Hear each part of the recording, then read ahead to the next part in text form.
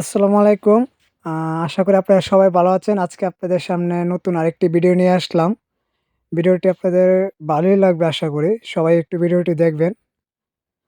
হঠাৎ করে বাইক নিয়া ফোন দিতেছে মেজো বোনের ছেলে। গাজীপুর থেকে তারা যে তাদের বাসায় যাওয়ার জন্য। তো অনেকদিন ধরে বেশ কয়েকদিন ধরে সে ফোন দিয়ে পাগল হয়ে গেছে। তাদের বাসায় কখন যাবো, ঘুরতে যাবো। সে নার্ভাস হয়ে আছে। কয়েকদিন ধরে বলছি যাবো, যাবো, যাই না দেখে সে রাগ করতেছে। তো হঠাৎ করে আমরা সবাই বলতে আমরা ৪-৫ জন বেরোলাম। আমি, বাইক নিয়ে ছোট বোন, ভাবি আমরা গেলাম। ৫ জন মিলে আমরা গেলাম। তো যাওয়ার পথে এই ভিডিওটি নেওয়া। তো আপনারা দেখুন, দেখলে বুঝতে পারবেন ভিডিওটি কেমন হয়েছে অবশ্যই কমেন্টস করে জানাবেন। আপনারা দেখতে থাকুন। এই ভিডিওটি এখন যেটা দেখতেছেন এটা হচ্ছে গাজীপুর চৌরাস্তা। গাজীপুর চৌরাস্তা বাস থেকে নামার পর যখন হেঁটে এই রাস্তা পেরোচ্ছিলাম তখন এই ভিডিওটি নেওয়া।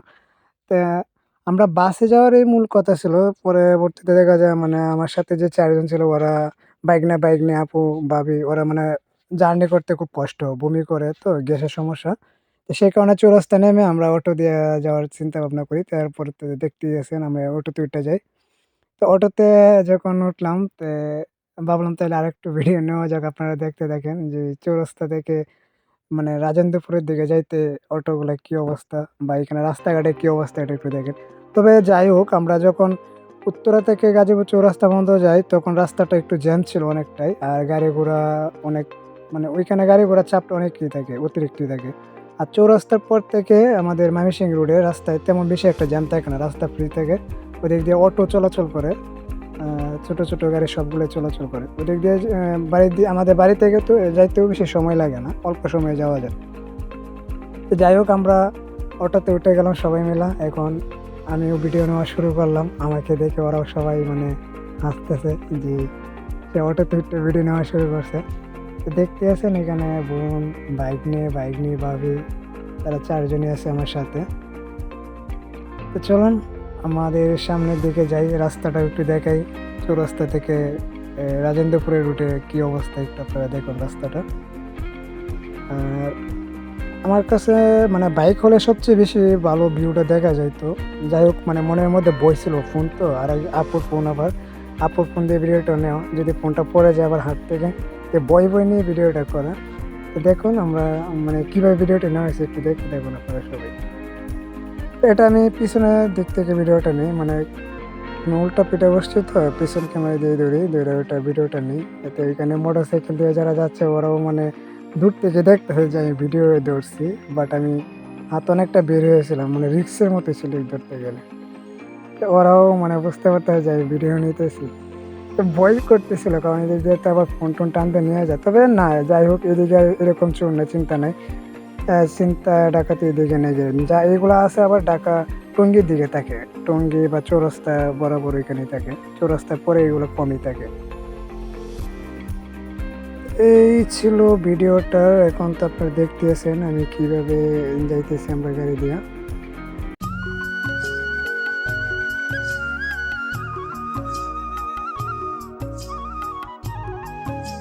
হ্যাঁ, আর এই যে এখন যে জায়গাটা দেখতেছেন এটা হচ্ছে আহ, এটা পোড়াবাড়ি মাস্টারবাড়ি, যেটা ওই পোড়াবাড়ি মাস্টারবাড়ি রোড থেকে মির্জাপুর রুটের রাস্তা। এটা এখানেও ভিউটা অনেক ভালো। এখান দিয়ে গাছগাছালি বা এই যে আমাদের গ্রাম এলাকায়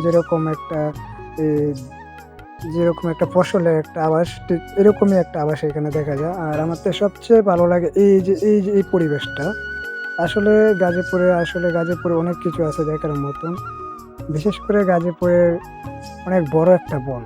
এখানে বন অনেক বড়, যেখানে মানুষ গেলে অনেক সময় দেখা যায় বনের ভিতরে ঢুকে মানুষ রাস্তায় খুঁজে পায় না। এখানে রাস্তার অভাব নেই।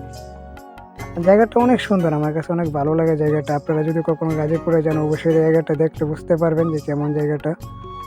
যারা এখনো যান না সবাই গাজীপুরে যাবেন, গেলে দেখতে পারবেন। শেষ পর্যন্ত চলে আসলাম। অটো থেকে নেমে পড়লাম। এখন আপুর বাসার দিকে যাব। বেশিক্ষণ লাগবে না, কিছুক্ষণের মধ্যে আপুর বাসায় চলে যাব। 2-3 মিনিট রাস্তা হেঁটলেই ওদের বাসায় চলে যাব।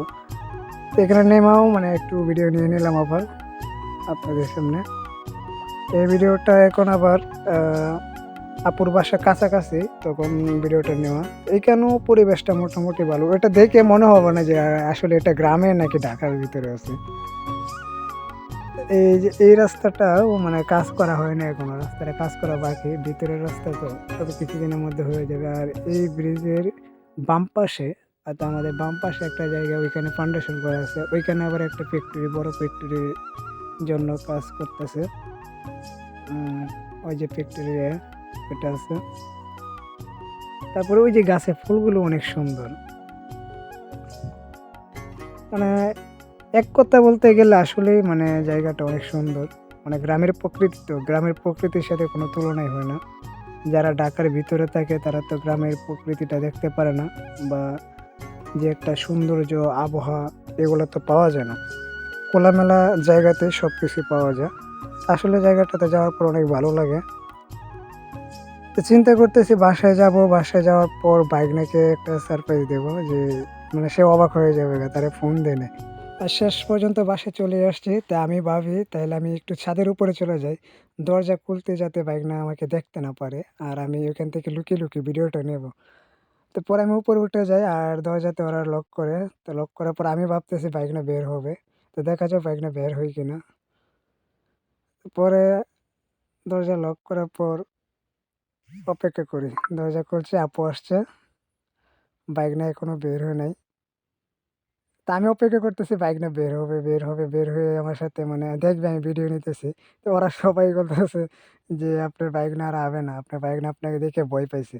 তো আমি পরে মানে অপেক্ষা করতেছি তারপরও তার জন্য যে দেখি সে বের হয় কিনা। কিন্তু অলরেডি সবাই ঢুকে পড়ছে। এখন পর্যন্ত ভাগ্না সাড়া দেয় না। তার মানে ভাগ্না মনে হয় রুমে নাই। তো আমি ভাবতে পারলাম না। পরে জিজ্ঞেস করলাম, ওরা বলে, "না, ও নাই গা।" পরে ভিতরে ঢুকলাম। আমি ঢুইকা মানে জিজ্ঞেস করলাম। পরে বলল যে, "না, ও তো স্কুলে চলে গেছে।" আহারে! তারা সারপ্রাইজ আর দেওয়া হইল না। আমি সারপ্রাইজ দিতে গিয়ে আমি নিজেই সারপ্রাইজ হয়ে গেলাম। আর যাই হোক, এখন বাইক নিয়ে আছে, বাইক নিয়ে দেখবো। আমার আমার পুতুল বাইক নিয়ে, যাকে পুতুলের মতনই লাগে আমার কাছে। বাইক নিয়ে ঘুমাচ্ছে, তাকেও মিস করলাম, সেও মিস করলো। তো এমন টাইমে আমরা মানে দুপুরের দিকে গেছি, তো দুপুরের দিকে উনি মানে গোসল করে ঘুমায় পড়ে। তো বাবুরে দুপুর 12টার আগেই মানে গোসল করে পরে খাওয়া দাওয়া করে ওই 1টার আগে ঘুমায় পড়ে। তো আমরা গেছি একটা জাস্ট 1টার দিকে গেছি। বাইক নিয়ে ঘুমাচ্ছে, তারপরে বাইক নিয়ে একটু ভিডিওতে নিয়ে নিলাম। আর একটু পরে তার বাবা তাকে নিয়ে খেলা করবে। এই যে খেলা করা শুরু করলো। তো যাই হোক, ওইখানে খেলা করাও দেখেন। আর আরেকটা বিষয় হচ্ছে আজকে বাইক নিয়ে জন্মদিন। তার জন্মদিন সেলিব্রেটি করার জন্যই বাইক নিয়ে আমাকে পাগল করছে। মানে আমাদেরকে পাগল করে নিয়ে গেছে। যে তার বোনের জন্মদিন, সে কেক আনবে, কেক কাটবে, সবাইকে নিয়ে আনন্দ করবে। তার খুব ইচ্ছে সে মানে এভাবে একটা সবাইকে নিয়ে একটা আনন্দ মুহূর্ত দেখবে। তো যাই হোক, তার কথা তার পালানো যায় না। আমরা চলে গেলাম এক, এক করে সবাই। আর এখানে বাইক নিয়ে খেলা করতেছে, আপনারা দেখতেছেন। তার বাবার সাথে খেলা করতেছে, তার পুপি আছে। আমরা সবাই এখানে। সে হঠাৎ করে আমাদের মানে অনেকগুলা মানুষ দেখতে পেরে সে মানে নিজেও অবাক হয়ে গেছে। আজকে হঠাৎ করে এতগুলা মানুষ তার চারপাশে চলে আসলো। এমনিতে সারাদিন একাই থাকে। তার আম্মু, ভাইয়া, বেশি মানুষ এখানে থাকে না। যাই হোক, এখন আমরা কেক কাটতে চলে যাব। চলুন তাহলে দেখা যাক তার birthday celebrate.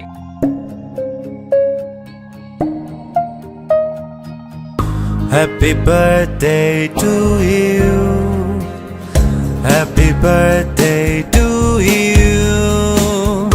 Happy birthday, dear Anisha. Happy birthday to you. Happy birthday to you. Happy birthday to you. Happy birthday, dear Anisha. Happy birthday to you. Happy birthday to you. Happy birthday to you. Happy birthday, dear Anisha. Happy birthday to you. Happy birthday to you. Happy birthday to you. Happy birthday, dear Anisha. Happy birthday to you. যাই হোক, birthday cake কাটা হয়ে গেল। এক এক পর এখন তার আম্মু তাকে কেক খাওয়াই দিয়ে, তার আব্বু কেক খাওয়াই দিতেছে। সে ক্যামেরার দিকেও তাকা। তো আস্তে আস্তে এখন দেখবেন সবাই এক এক করে কেক খাওয়াই দিবে। আর বাইক নিয়েও এনজয় করতেছে, বাইক নিয়েও এনজয় করতে, দুই ভাই বোনই এনজয় করতেছে বিষয়টা। আপনারা দেখতেছেন ভিডিওতে সবকিছু দেখতেই পারতেছেন। আর এখন ভাগ্নের খাওয়াবে, সে খেতে চায় না। না, না খাবে না। তারপরে আবার একটু নিবে, ভাইয়া যেহেতু নিছে, তারপরে নিবে। মা বলতেছে এখন থেকে একটু নিবে। তো এই বিষয়টা আসলে খুব এনজয় করলাম। আমরা সবাই এনজয় করছি। তো ভালোই লাগছে অনেক।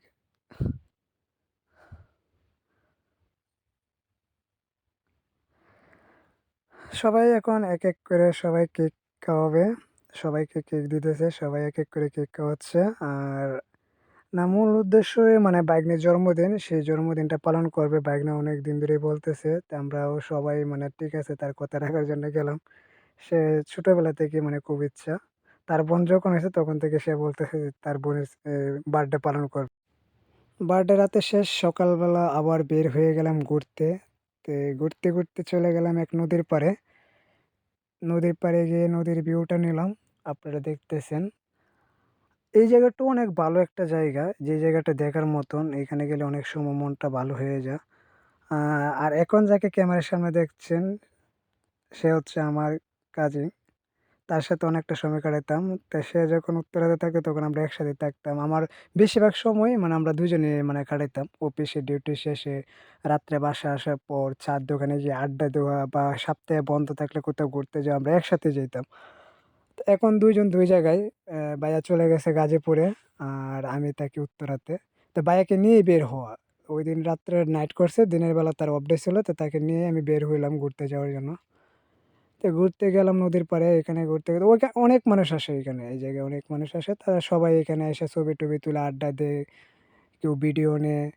তো তার ফাঁকে ভাইয়াকে নিয়েও একটা ভিডিও নিয়ে নিলাম। ভাইয়াকে শুট দিলাম। ভাইয়ার মনটা বেশি ভালো না। মনটা মানে দেখা যাচ্ছে মনটা ভালো না। আসলে মনটা ভালো না এরকম নয়। সে নাইট ডিউটি করছে, ঘুম হয় নাই ঠিক মতন। যে কারণে তাকে এরকম দেখা যাচ্ছে। আর বিষয়টা সে যাইতে চাইছিল না। আমি যেহেতু গেছি সে না যেয়েও পারে না। সে যেতে হলো।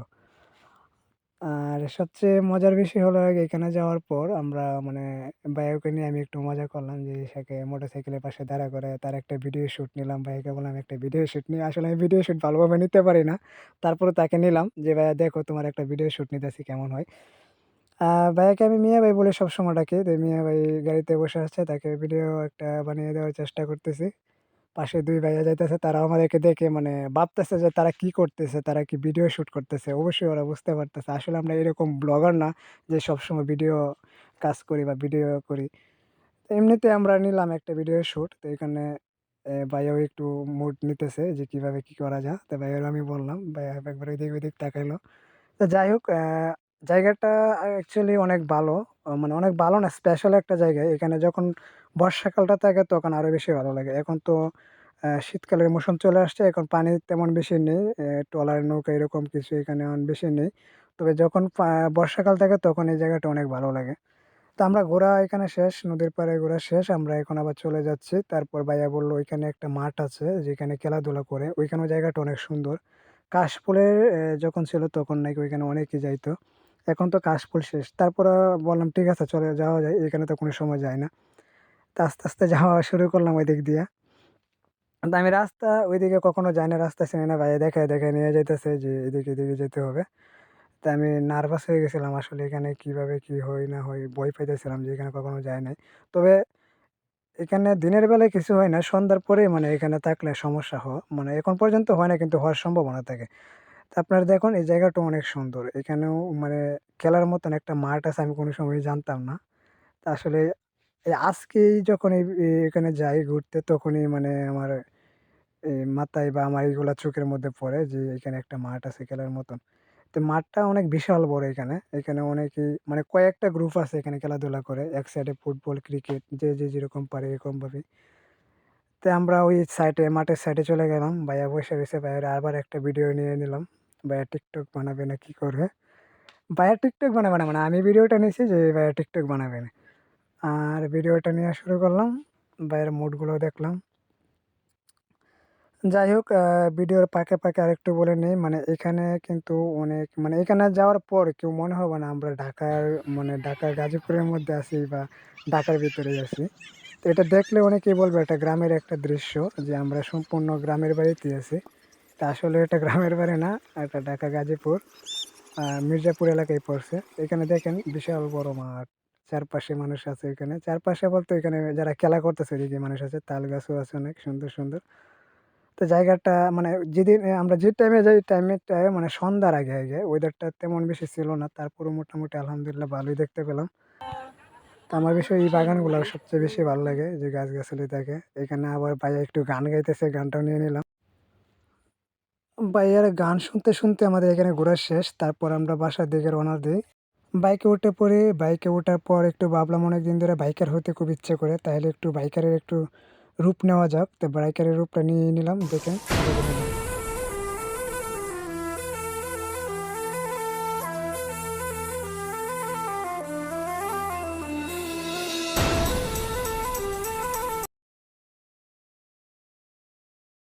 যাই হোক ভাব দেখলেন এখন আবার চলে আসলাম পরের দিন সকালবেলা ফুফাতো বোনের বাসায়। ফুফাতো বোনের দাওয়াত করছে তাদের বাসায় বেরোতে হবে। না গিয়ে তো আর পারা যায় না। চলে গেলাম তাদের বাসায় বেড়াতে। ওটাও মানে গ্রামের এই দৃশ্য। সব মানে এটা দেখলেই কারো মনে হবে না এটা আমরা ঢাকার ভিতরে আছি, গ্রাম বললেই হয়। তো চলে গেলাম ফুফাতো বোনের বাসায়। আপনারা দেখতেই আছেন এখানে সবকিছু কলা গাছ, গাছ-গাছালির অভাব নাই। আমরা আসলে মানুষ যারা ঢাকার ভিতরে থাকে এখানে এত গাছ-গাছালি নেই। এখানে মানুষের অক্সিজেনের অভাবটাই বেশি থাকে। কিন্তু আমরা আসলে গাজীপুরে গেলে মনে হয় যে আমরা কোন জায়গায় আছি। ওইখানে কোনো রকমের মানে শ্বাসকষ্টে কোন আবার এই যে যেকোনো আবহাওয়ার ক্ষেত্রে মানে অনেক ভালো। ওয়েদারটা অনেক ভালো থাকে। আমরা এখানে বাইকনাকেও দেখলেন সে ক্যামেরার সামনে আসে না। তো ভিডিওটা কিন্তু এটা নিছে আমার ছোট ভাইগনা যার কথাতে আমি ঢাকা গাজীপুরে যাওয়া। সেই ভিডিওটা নিছে। তখন আমি আর তখন রুমে শুয়েছিলাম আমি। আর এখানে রান্না-বান্না চলতেছে। আপুকে রান্না করতেছে, আবার ফুফাতো বোনও আছে। তো যাই হোক এখানে রান্না চলুক, আমরা এদিক দিয়ে ঘুরতে থাকি। বাইক নিয়ে ভিডিও করতেছে, ক্যামেরা নিয়ে দৌড়াদৌড়ি করতেছে। তো ওইখানে যাইবো তার ভাইয়ের কাছে, ওইখানে তার ভাইয়া বইসে আছে, তার আপু বইসে আছে, আর তার মামি বইসে আছে দোলনাতে। তো এই যে ২ ভাই লাইগা যাইবে এখন ক্যামেরা নিয়া। এই দেন ক্যামেরাম্যান আঙ্গো, এই দেন ক্যামেরাম্যান, এই যে দেন, সারো সারো, ব্লগ না আমি করবো, এই যে দেন ক্যামেরাম্যান ঈশা,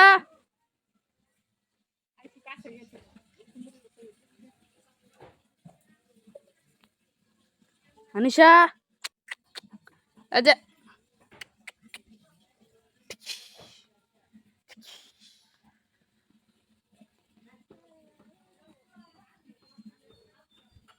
এই যে এদিকে তাকান আনিশা এই তো সাথী, এই যে আমাদের বিখ্যাত ক্যামেরাম্যান, একটা আসি দাও তো, একটা আসি দাও। আজকের ভিডিওটি এই পর্যন্তই। যারা ভিডিওটি দেখেছেন কেমন হয়েছে অবশ্যই কমেন্টস করে জানাবেন। আর যদি ভালো লাগে তাহলে অবশ্যই একটা শেয়ার করবেন। ফলো করে না থাকলে অবশ্যই ফলো করে পাশে থাকবেন।